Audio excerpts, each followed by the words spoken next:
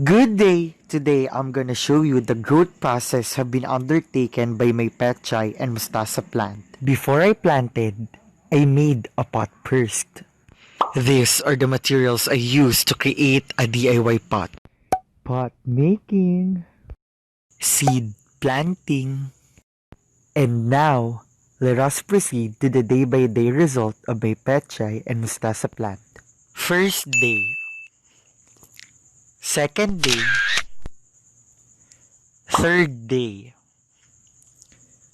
fourth day, fifth day, sixth day, seventh day, eighth day, ninth day, 10th day,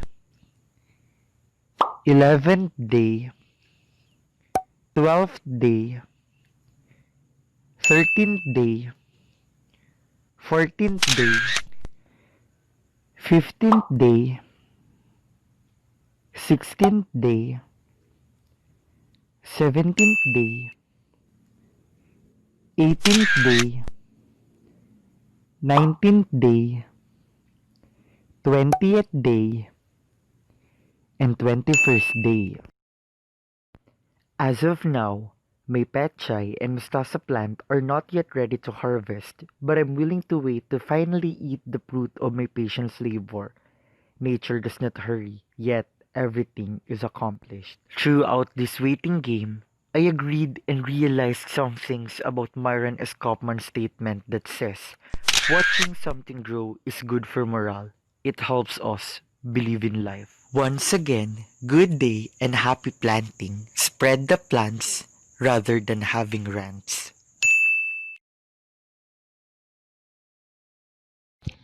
On the first day, I planted the Pechay seeds, covered them with a thin layer of soil and applied some water.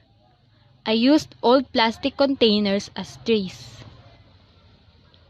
I already noticed a sign of germination. A young, tiny leaves is already showing on the second day. On the third day, the plant became a bit taller.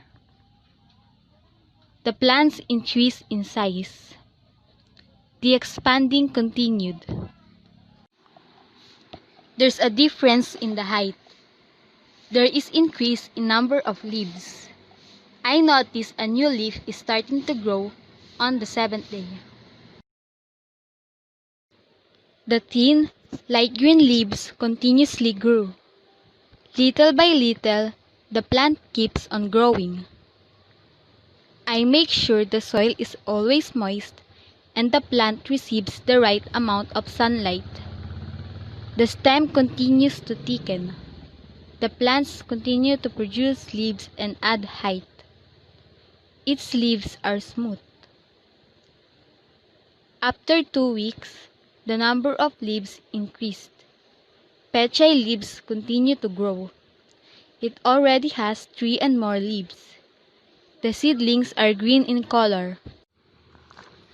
It rained continuously for days, so the Pechay didn't receive the right amount of sunlight it needed.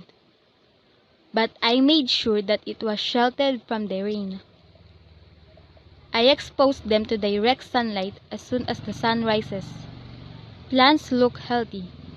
I provide sufficient moisture for continued healthy growth. I make sure to supply adequate moisture to obtain maximum growth.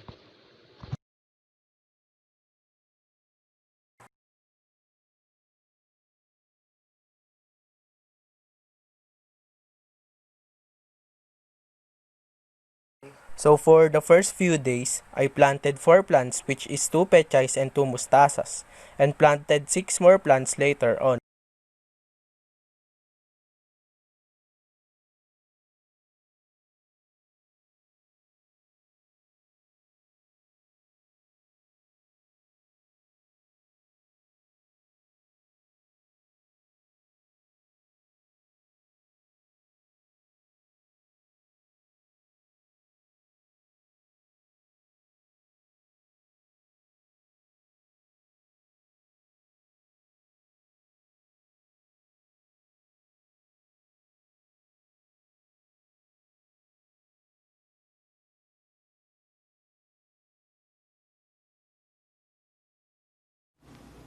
I collected plastic bottles and create DIY plots so I can plant the Pechay seed on it.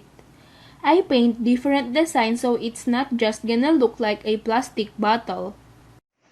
Day 1. Day 2. On the day 3, I saw a small stem of Pechay. Day 4. Day 5. After 5 days, the Pechay I planted are already growing so fast. On the day 11, I noticed that one of the Pechay is withered. Day 12.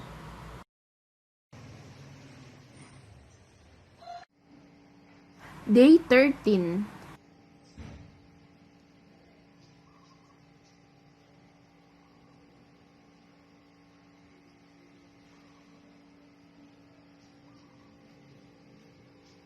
On the day 14, all the withered Pechay is now healthy.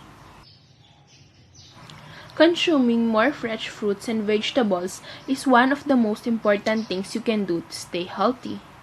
When you pick vegetables right from your garden, the vitamin content will be at its highest. Also, you are reducing the risk of eating vegetables that contain harmful chemicals. Growing your own food is like printing your own money.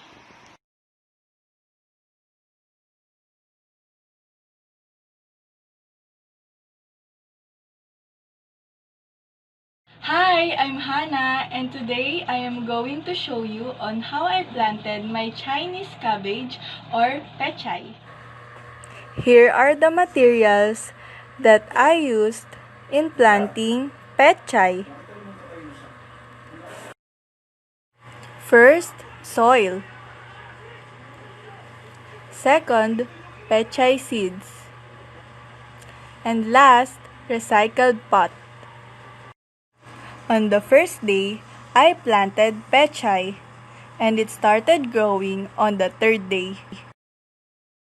On the fourth day, October 14, on the fifth day, October 15, and sixth day, I just saw a little bit of progress.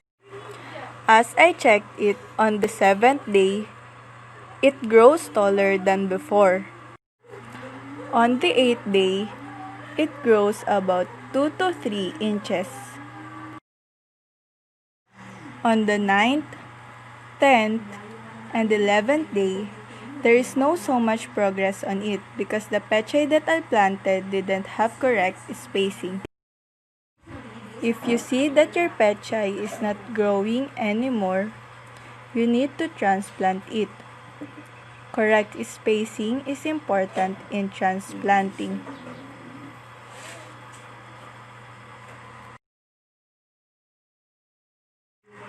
A distance of 25 centimeters between hills and 90 centimeters between rows is the ideal spacing.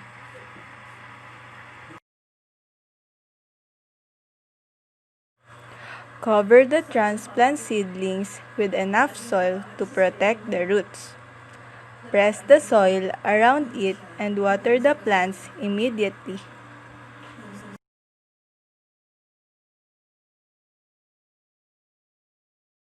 Again, press the soil around it and water the plants immediately. Each hole ready for transplanting should be poured with starter solution for the plants to grow healthy.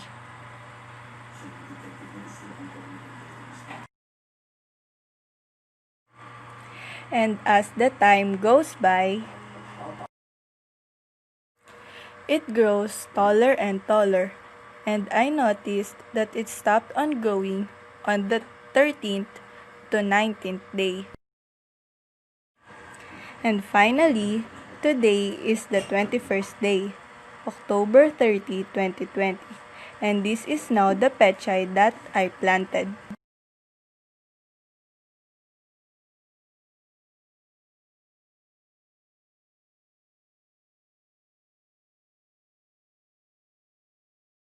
Mabuhay, fellow scouts! Ako si Tracy Lay de los Santos at ngayon ipapakita ko sa inyo ang naging bahagdan ng mga pechay na aking itinanim.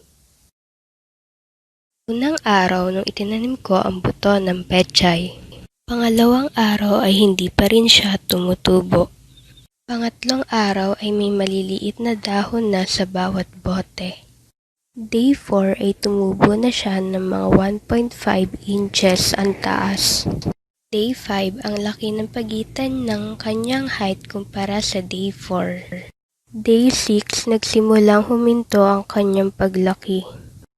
Day 7 walang pinagbago katulad lang din ng kung ano ang nasa day 6. Day 8 nagsimula ang sakuna. Pinakialaman ng mga taga ang pananim kong pechay kaya panibagong lagay uli ng buto. Day 9, napakabilis tumubo ng mga butong katatanim ko pa lamang. Day 10 nang napansin kong ang dami kong nalagay ng mga buto. Day 11, ang dadami na nila kaya hirap na silang lumaki. Day 12, walang pinagbago. Dahil sa dami nila, nag-aagawan na sila sa mga nutrients. Day 13, hindi ko siya masyadong naaasikaso dahil sa dami ng pinagagawa. Day 14, ang araw na akala ko ay ipapasa na ito, kaya ipinamigay na ng nanay ko ang mga ito sa kapitbahay namin. Day 15 ay humingi ako sa kapitbahay namin ng iilang piraso para kako mabilis itong tumubo kapag kakaunti lamang. Day 16, namatay yung iba at dumapa naman yung iba dahil pinakialaman na naman ito ng mga daga sa amin. Day 17, nararamdaman ko nang hindi sila lalaki. Day 18, tinamnan ko uli ng panibagong buto dahil namatay na ang iba. Day 19, tumubo na ang mga butong tinanim ko noong day 18. Day 20, nakita ko wala ng mga dahon ang iba dahil pineste na naman ito ng mga daga. Day 21, nang napagtanto kong hindi lalaki sa amin ang anumang uri ng halaman dahil ito ay patuloy na pepestehin ng mga daga. In this video, I'm gonna show you the day-by-day progress of my plants for the past 3 weeks. This is day 1. So, as you can see, since it's day 1, there's nothing you can see in the pots.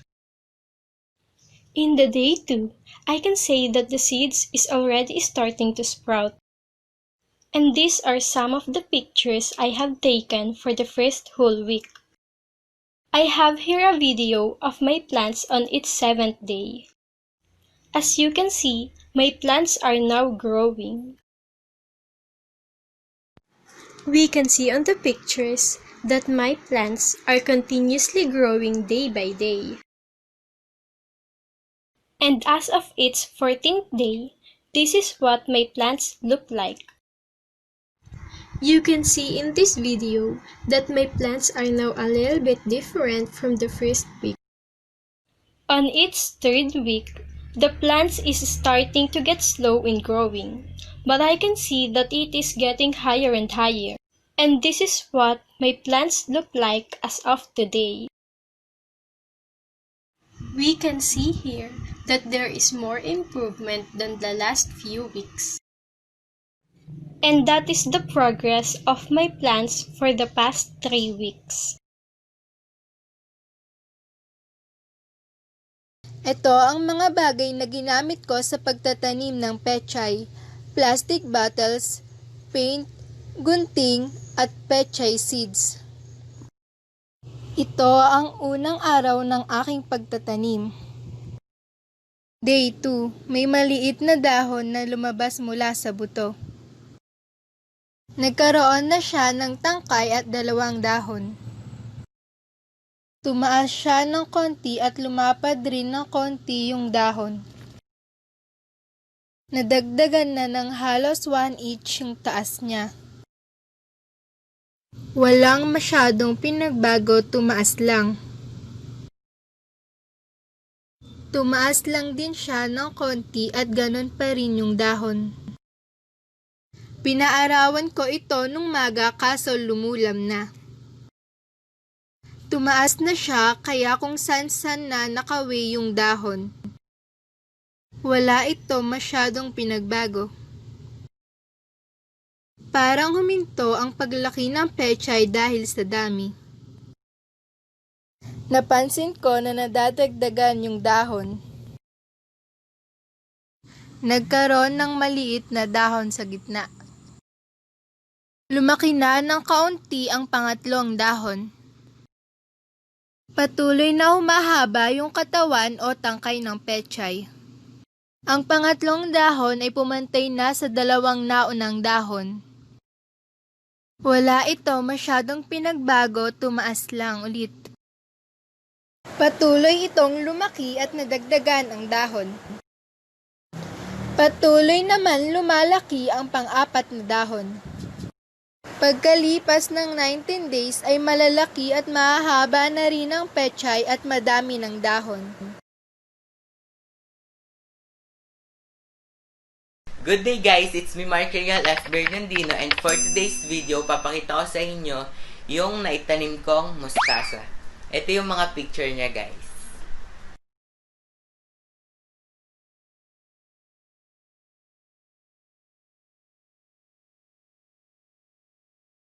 So ayun guys, yun yung naitanim kong mustasa noong Sunday. By the way guys, yung pinagtamnan ko ng mustasa or yung pot ay gawa sa bottles na hindi na ginagamit.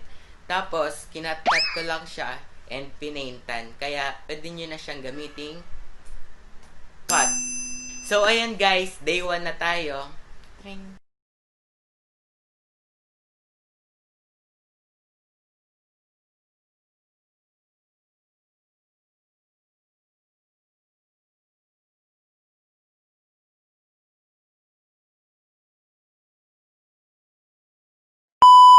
Didiligan na natin yung halaman na tinanim natin, which is yung mustasa. Pupuntahan na natin siya. Doon ko siya tinanim sa masisinaga ng araw, kaya tara na. Kailangan mo natin ng face mask. Saka yung pandidilig natin, guys. Let's go! Ayun guys, andito na tayo sa pinagtamnan natin ng mustasa. Saka kailangan din inalipos natin kasi merong ibang nakatira dito. Ayun guys, ito na yung mga halaman.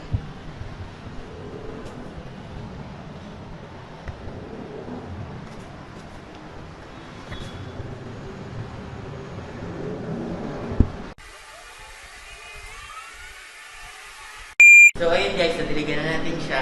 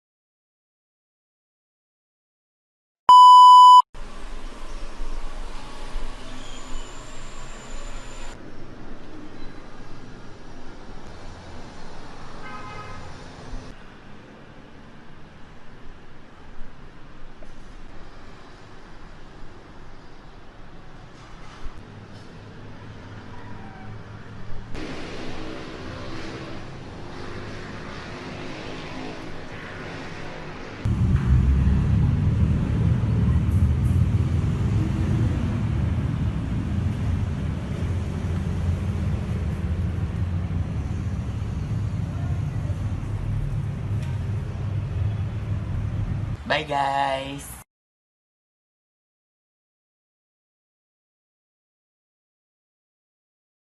Day 1. I planted the pechay seeds. Day 2. Some roots started to show up. Day 3. The seeds started to germinate. Day 4. The sprout started to grow. Day 5. Small leaves started to show up.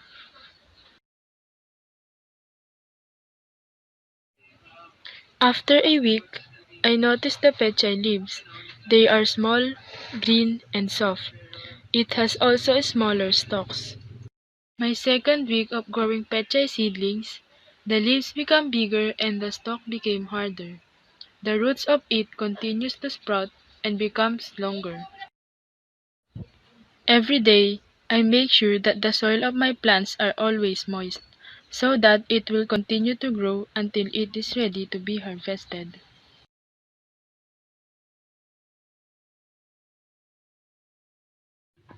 Due to the past rainy days, some leaves of my pechay seedlings withered. The seedlings lack sunlight for days.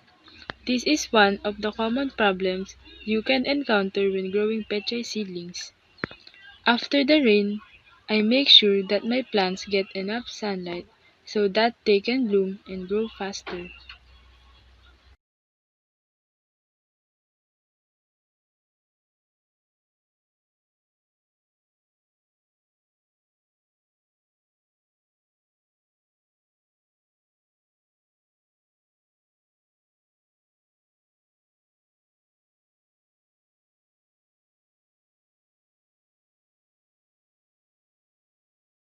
Hi guys! So in this video, I will tell you the condition of my plants. So, to be honest, nasira yung pananim ko. During the first 10 days, okay naman siya. Maganda yung tubo niya and ayos naman. But, nagsimula siyang masira nung kinain siya ng ibon. But, every problem has a solution. So, ang gagawin ko ngayon, meron akong reservang tanim dati doon, tinanim ko sa likod. So, in case na masira yung pananim ko kako, na totoo nang nasira is, ang gagawin ko is, ita-transfer ko na lang siya. So, now, I will transfer it to my recycled pots. So, but, before that, I will first show you the pictures of my plants from day 1 to 10. Here are the pictures when I was making the recycled pots. I painted it with purple. Day 1, Day 2, Day 3, Day 4, Day 5, Day 6, Day 7. Unexpectedly, the night before this video was taken, the bird ate the pechay plant. Day 8, Day 9, and Day 10.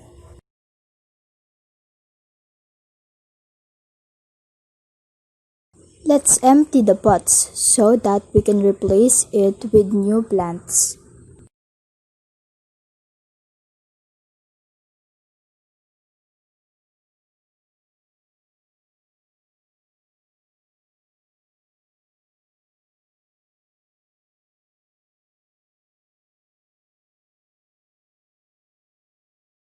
I planted pechay seeds in 5 pieces of half-water bottles in day 1 and added 5 more in day 2. In day 3, you can see the seeds starting to grow.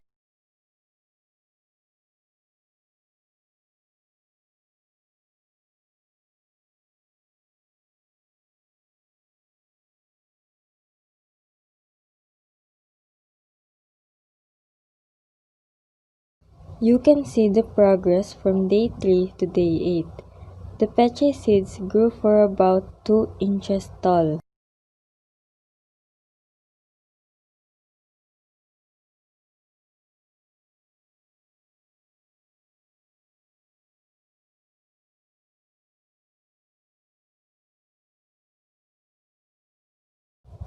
I made a close-up shot for a better view.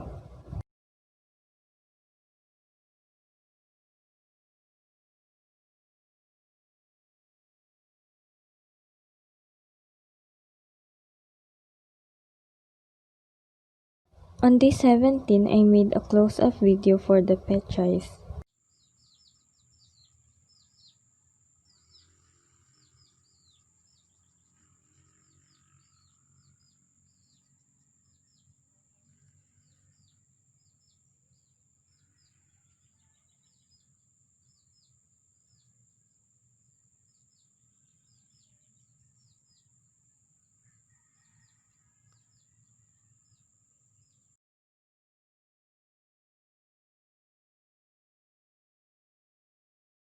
Hi, my fellow scouts! For this video, I will show you the whole progress of my planted Pechay and Mustasa. It can be seen in the pictures that on the first day of my crops, on the second day, and on the third day, it has not grown anything, and only fertile soil can be seen in my recycled pots. On the fourth day, there were small plants grew, and I was happy because I already had grades in this activity. On the fifth, sixth, and seventh days, my Pechay and Mustasa crops grew even more. You will notice that on the 8th and ninth days of my crops, it gradually grows and their leaves grow slightly. These were what my crops look like on the 10th, 11th, and 12th days. And on the 13th and 14th days, I was nervous because my other plants were a bit withered and damaged. On the 15th, 16th, and 17th days, these were what my crops looked like. If you notice in my crops, there were a good growth of Pechay and Mustasa. There were some that just grew again because, like I said, some of my crops were withered and damaged, and there was also a moderate size of crop growth. These were what my crops looked like in the 18th, 19th, and 20th days. Compared to the previous days, I can say that my crops have improved. If you notice, they were very lively, and the leaves of my Mustasa and Pechay have grown bigger than before. And these were what my plants looked like on the 21st day. I can say that they are quite big, and as you can see, they are really very lively. And when a few weeks have passed and when they have really grown, I can harvest it. In the 21 days I took care of my crops, I can say that the result is worth it. Because they grew well and all I have to do is to take good care of it so that I can harvest and get good benefits from them. Because Pechay and Mustasa are two of the vegetables that really healthy to our body.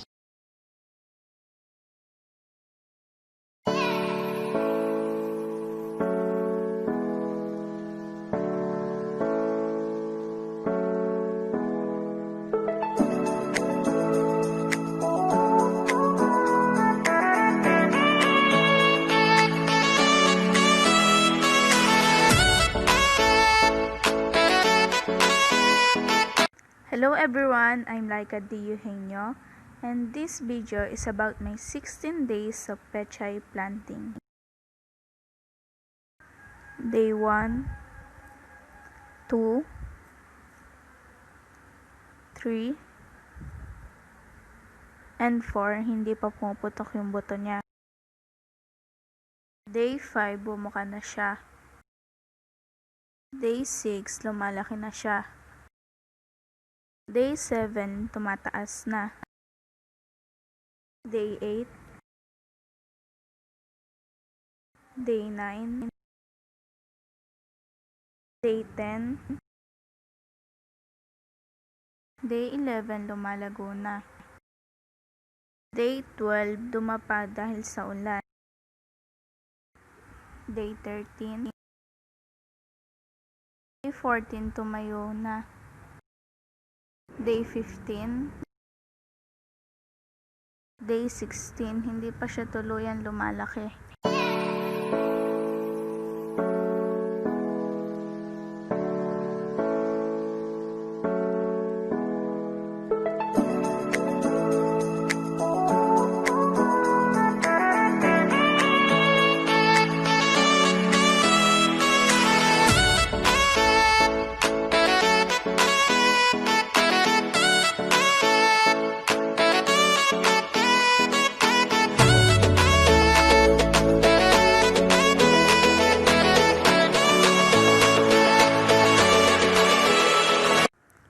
Sa loob ng 16 days, ganito kalaki ang pechay na aking itinanim.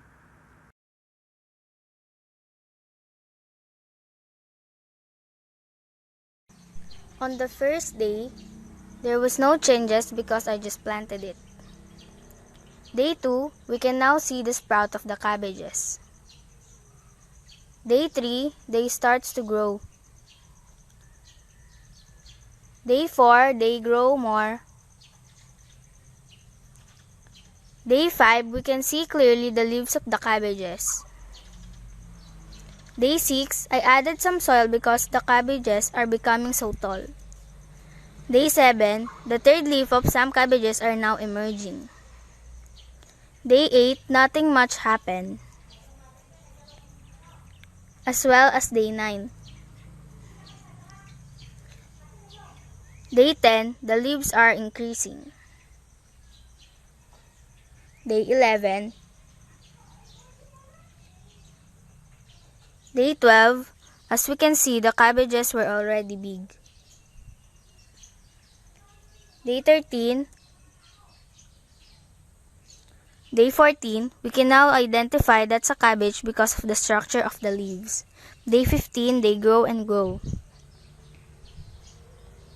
Day 16. Day 17, they still grow. Day 18. Day 19, the cabbages are now look fine and recognizable.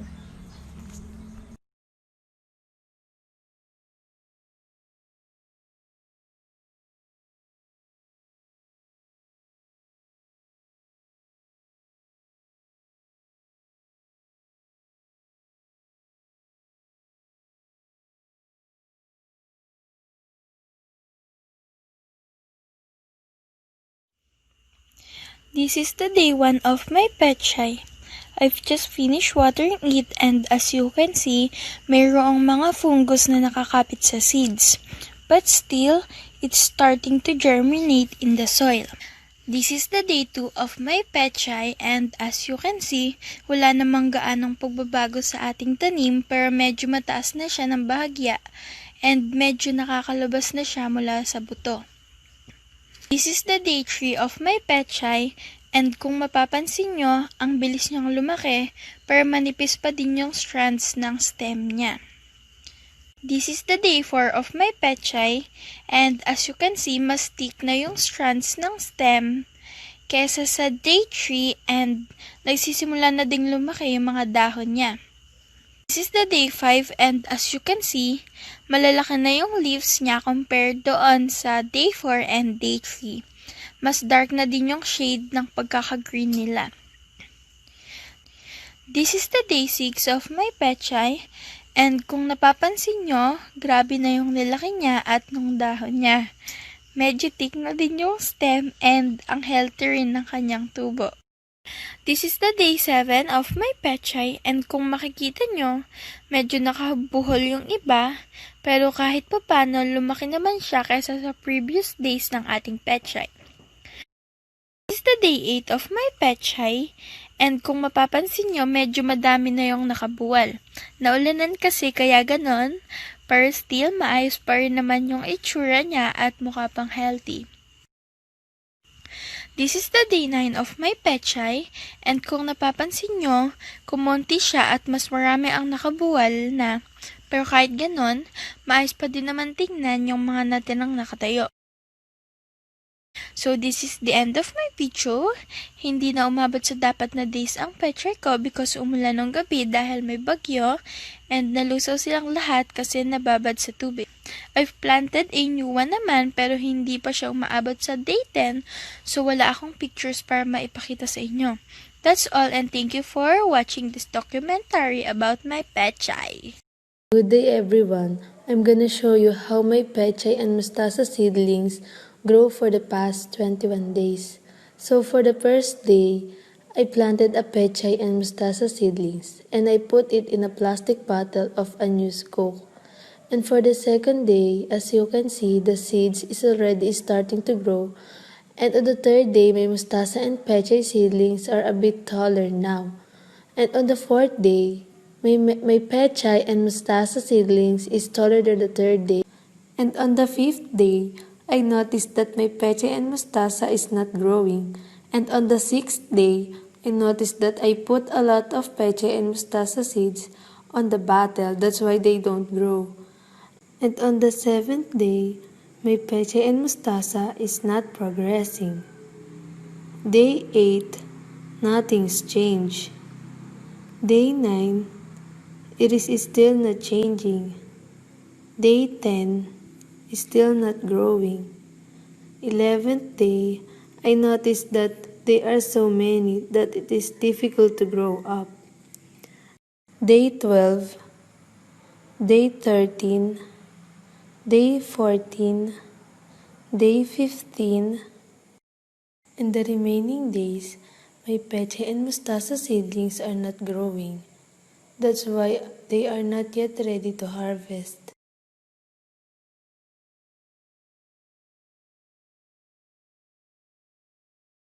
Before I show you the progress of my mustasa, I will first show the materials I used for planting. Plastic bottles, scissor, paint, soil, and of course mustasa seeds. This is the progress of my mustasa. Day 1. This is the day I planted my mustasa. Day 2. Day 3. The seeds start to grow. Day 4. We will see some leaves. Day 5. Day 6. The stem of the mustasa is thicker and also taller than day 5. Day 7, Day 8, Day 9, and Day 10 are almost the same. Day 11, the leaves are bigger and the stems also becomes taller than before. Day 12, I transfer some of the mustasa and I also change the way it was planted. Day 13. Day 14, as you can see, there are 2 more leaves coming out. Day 15, Day 16, Day 17, Day 18, and Day 19, the third and the fourth leaves are continuous to grow. As of now, this is my mustasa.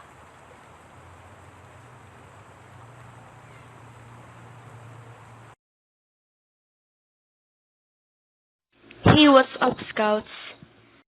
Today, I'm gonna show you what we did to our old plastic bottles. I turned them into plastic pots where I'm gonna put the mustasa seeds. But first, I prepared all the materials I will be needing later to put decorations and designs to make my pots gorgeous. Next, I cut the bottle in the middle to get the right size of the pot I will be needing to plant the mustasa. And of course, we need to paint them to make them cute and to look nice. Take a look at my first work, which is the rabbit. It's so cute, right? The next one is the pig. It is cute as well. Then there's the frog. And here's the cow, which is my favorite of all. It has cute ears and eyes. This is the closer look. Next is the yellow cat. Look at those cute eyes and ears. And for the rest, I just made a simple design, which is the polka dots with different colors. Some of the designs are kinda ruined because of the rain.